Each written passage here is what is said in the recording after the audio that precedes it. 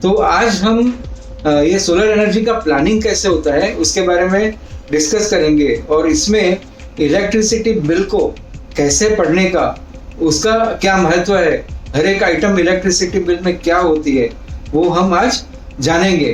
तो चलिए हम एक इलेक्ट्रिसिटी बिल को खोलते हैं और उसको डिटेल में स्टडी करते हैं और इसका यूज सोलर पावर के प्लानिंग में कैसे होता है उसे हम जानेंगे।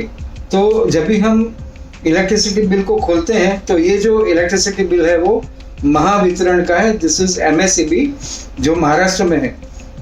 इसमें अगर हम टॉप लेफ्ट में देखेंगे तो पहली वाली जो लाइन है वो बिल नंबर है उसमें और नीचे ग्राहक क्रमांक है। तो ग्राहक क्रमांक का मतलब होता है कंज्यूमर नंबर। तो हर एक जो यूज़र है उसका कंज्यूमर नंबर होता है। तो यहाँ पर ये एक सोसाइटी है, उसका ये कंज्यूमर नंबर है। तो ये इसको जानना बहुत ज़रूरी है, ये बहुत इम्पोर्टेंट है। और ये कंज्यूमर नंबर से ही हमें सोलर पावर का जो एप्लीकेशन देना है वो होता है। इसके बाद में उसी लाइन में अगर हम राइट में जाएंगे तो बिल अमाउंट होता है जिसका अभी हमें कोई इम्पोर्टेंस नहीं है। उसके नीचे जब भी हम जाते हैं तो एक आइटम है जिसको कहते हैं मंजूर भार। तो मंजूर भार का मतलब होता है कि सैंक्शन लोड। तो इस मीटर जो है ये कंज्यूमर नंबर पर उसका सैंक्शन लोड है 20 किलोवाट। अभी ये 20 किलोवाट का महत्व क्या है? तो 20 किलोवाट का महत्व ये है कि ये जो इलेक्ट्रिसिटी बिल है और ये जो इलेक्ट्रिसिटी का मीटर है यहाँ पर 20 किलोवाट से ज़्यादा लोड नहीं होता है। और जब भी हम सोलर पावर प्लांट की डिज़ाइन करते हैं तो यहाँ पर एक रूल है कि आप सोलर पावर प्लांट की जो कैपेसिटी है जो किलोवाट में होती है उसे आप ये सैंक्शन लोड से ज़्यादा नहीं कर सकते।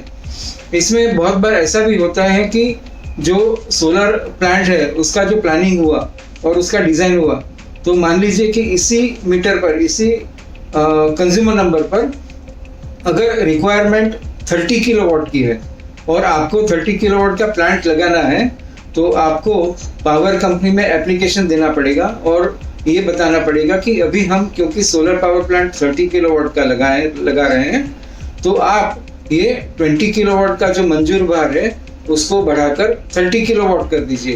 तो ये पावर कंपनी इसको इंक्रीज कर सकती है। इसका एक एप्लीकेशन होता है और काफ़ी प्रोसेस होता है जिससे आपको आगे बढ़ना है और उसके बाद में ये पावर कंपनी आपको आपका मंजूर भार या तो सैंक्शन लोड को 20 किलोवाट से 30 किलोवाट बढ़ा देगी और उसके बाद हम 30 किलोवाट का प्लांट लगा सकते हैं।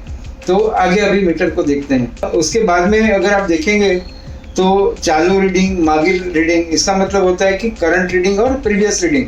तो ये जो दोनों रीडिंग है वो मीटर से ली जाती है। और उसके बाद में ये जो गुणक अव्यय, तो ये एक मल्टीपल फैक्टर भी इसमें लगा हो रहता है। तो मान लीजिए कि यहाँ पर तो 1 है तो जो भी यूनिट्स का रीडिंग हुआ है वो मल्टीपल ऑफ 1 में ही होगा। लेकिन कभी कभी बहुत सारे मीटरों में ये मल्टीपल 2 या 3 भी हो सकता है। तो इसका मतलब क्या होता है कि जो यूनिट्स है, जैसे कि यहाँ पर आप यूनिट देख रहे हैं 2, 4, 5, 7, और अगर ये गुणांक जो है वो 1 के बजाय 2 होता तो यूनिट जो कंजम्पशन हुआ है उसका रिकॉर्ड ये 2, 4, 5, 7 को 2 से मल्टीप्लाई किया जाएगा और जो भी नंबर होगा वही यूनिट का कंजम्पशन गिना जाएगा। तो यहाँ पर इस बिल में ये जो 2, 4, 5, 7 है वो इस महीने का कंजम्पशन है। फिर आप नीचे देखेंगे तो ये पूरे 12 महीने जो है उसका ग्राफ है। जैसे कि फरवरी, जनवरी, दिसंबर, इस तरह से 12 महीने का आपको जो कंजम्पशन है वो यहाँ पे लिखा हुआ है। तो ये जो कंजम्पशन है इसको हम एक्सेल में डाल देते हैं और सारे 12 महीने का जो कंजम्पशन है उसको हम एंटर करते हैं। जैसे कि फरवरी में है 2523, फिर जनवरी में है 2154, दिसंबर में 2039। तो ये सारे जो हर एक महीने का कंजम्पशन है इसको हम एक्सेल में डालते हैं और पूरा 12 महीने का टोटल करते हैं। तो एक बार ये पूरा 12 महीने का टोटल हो गया, से 2000 का एवरेज पकड़ेंगे तो 24,000 जो है वो पूरा एनुअल कंजम्पशन हो गया। तो ये एनुअल कंजम्पशन जो 24,000 है इसका काफ़ी इम्पोर्टेंस है। जैसे कि हम जो सोलर पावर प्लांट की डिज़ाइन करते हैं, तो ये जो 24,000 है उसको हम 1300 से डिवाइड करेंगे। 1300 से डिवाइड करने पर हमें किलोवाट आएगा। तो सिंपल करने के लिए मान लीजिए कि 26,000 का कंजम्पशन है और हम लोग इसको 1300 से डिवाइड करते हैं तो 20 किलोवाट आता है। इसका मतलब ये है कि अगर हमको पूरा 26,000 का पावर सोलर से जनरेट करना है तो हमें 20 किलोवाट का सोलर पावर प्लांट लगाना पड़ेगा, जो पहले साल में 26,000 सोलर के यूनिट्स प्रोड्यूस करेगा। तो ये जो 12 महीने का टोटल एक ही बिल में है, इसका यूज़ बहुत होता है सोलर पावर के सिस्टम डिज़ाइन में। तो ये हो गया पहला पेज। तो सबसे पहला इम्पोर्टेंट है कंज्यूमर नंबर, दूसरा इम्पोर्टेंट है इसका मंजूर भर या तो सैंक्शन लोड क्या है वो, और तीसरा है इस महीने के कितने यूनिट कंज्यूम हो गई वो, और चौथा है कि पूरे 12 महीने में टोटल कंजम्पशन कितना हुआ।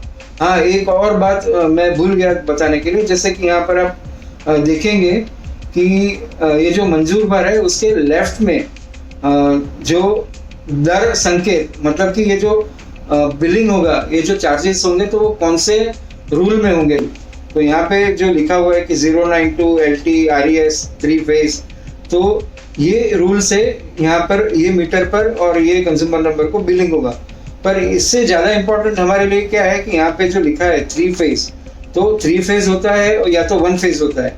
और ये बहुत इंपॉर्टेंट इंफॉर्मेशन है क्योंकि जो हम इन्वर्टर लगाएंगे तो ये इन्वर्टर जो है अगर यहाँ पर 3 फेज लिखा है तो हम 3 फेज का इन्वर्टर लगाएंगे, और अगर 1 फेज लिखा है तो सिंगल फेज का इन्वर्टर लगाएंगे।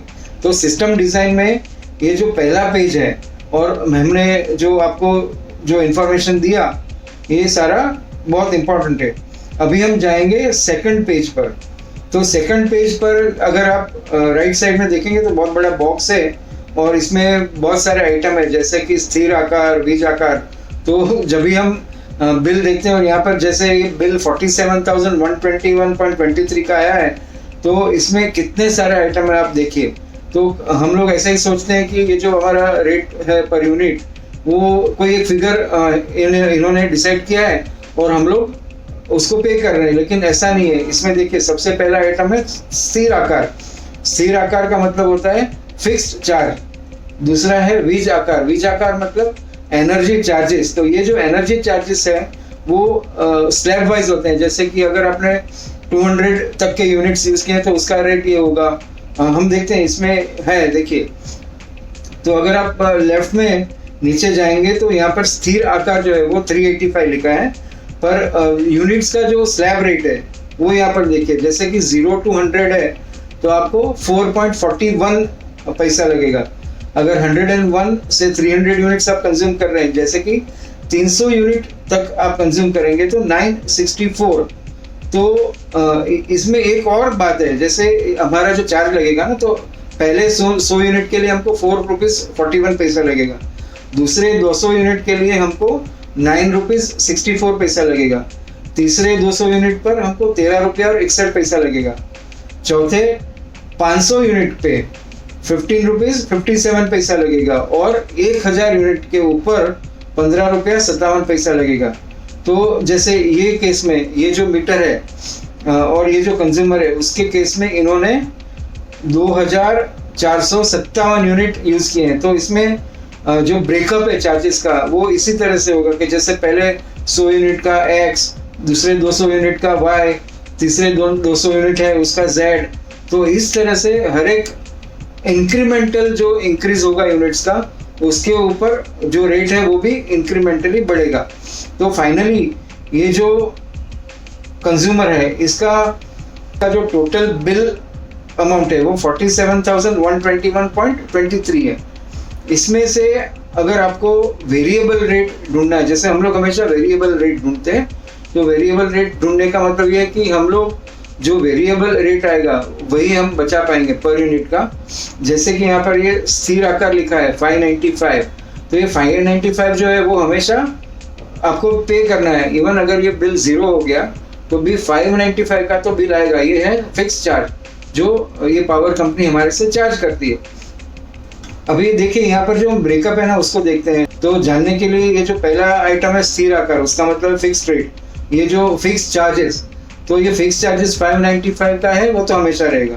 उसके बाद वीज आकार मतलब एनर्जी चार्ज, तो ये जो 35,642.31 हुआ है, वो जो हमने ये स्लैब रेट्स देखा है ना, तो वो स्लैब रेट को कंसिडर करके आपके जो टोटल यूनिट्स जो हुए हैं 2457, तो 2457 पे आपका टोटल एनर्जी चार्जेस है वो 35,642.31 हुआ।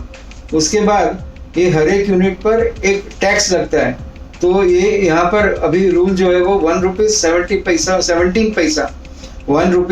पैसा पर यूनिट ये टैक्स लगेगा। तो ये अमाउंट हो गया 2874.69। इसके बाद ये ईंधन समायोजन आकार, तो ये जो चार्ज है वो व्हीलिंग चार्ज कहते हैं। तो व्हीलिंग चार्जेस जो होते हैं वो पावर को एक जगह से दूसरे जगह लेके जाने के लिए वो जो चार्जेस लेते हैं, तो ये अमाउंट यहाँ पर 1509 है, इसका भी कैलकुलेशन होता है। उसके बाद ये वीज का शुल्क, वीज शुल्क, तो वीज शुल्क का मतलब होता है टैक्स, तो ये 16% टैक्स लगा हुआ है। और उसके बाद में ये वीज विक्री कर टैक्स, तो यहाँ पर अभी विक्री कर टैक्स मतलब कि सेल्स टैक्स, ये तो है नहीं। अगर कोई लेट पेमेंट है तो इंटरेस्ट है तो यहाँ पर आएगा। तो इस तरह से चालू वीज देयक, ये जो चालू वीज देयक या तो करंट बिल अमाउंट, ये फिगर हमारे लिए कैलकुलेशन में लेना है। जब भी हम कोई भी चार्जेस और जो भी रेट या अमाउंट कोई भी महीने के लिए लेंगे तो हमको करंट बिल अमाउंट ही लेना है, जो कि यहाँ पर 47,121.23 है। तो ये हो गया मेन पार्ट जो बिल हम स्टडी करते हैं उसका। इसके अलावा नीचे वो पेमेंट हिस्ट्री लिखी है, जहाँ पर आपको पूरे जो पहले के महीने हैं उसका पेमेंट कभी किया है और कितना रुपया किया है वो आएगा।